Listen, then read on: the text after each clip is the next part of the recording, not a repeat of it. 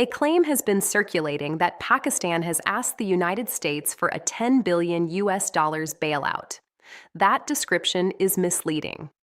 What has reportedly been requested is not a direct cash transfer, but a long-term Exchange Stabilization Fund (ESF) facility designed to strengthen financial confidence rather than provide immediate spending money.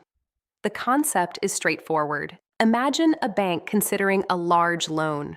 Before a decision is made, a highly respected individual publicly guarantees confidence in the borrower. No money changes hands immediately, but the lender's perception changes completely. In international finance, credibility often becomes more valuable than the funds themselves.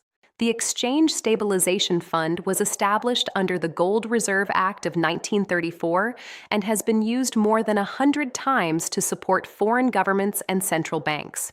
However, those arrangements have generally been short-term, lasting only weeks or months, often alongside IMF programs. The reported request from Pakistan is different. A 5-year facility has been sought far beyond the normal 6-month framework, making it a decision that would require political approval at the highest levels in Washington.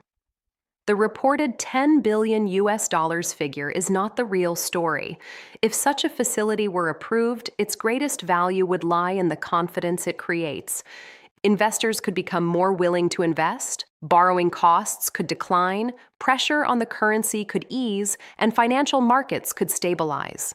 Like a fire extinguisher mounted on a wall, its greatest success would be achieved if it never needed to be used. It is also important to note that no approval has been announced.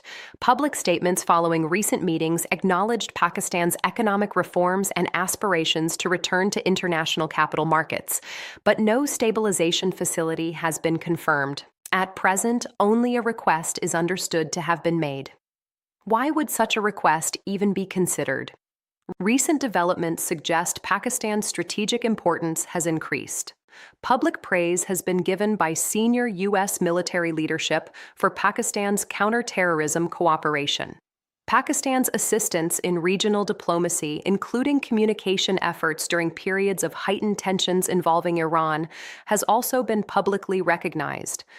These developments have contributed to the perception that Pakistan's geopolitical value has grown. In international relations, decisions are rarely driven by friendship. They are driven by national interests. If such a facility were ever approved, it would not represent charity. It would indicate that Pakistan's financial stability is viewed as serving American strategic interests. Ultimately, the real story is not the 10 billion US dollars. The real story is the signal such support would send.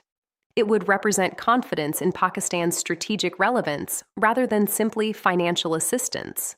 Status is the story. Money is only the headline.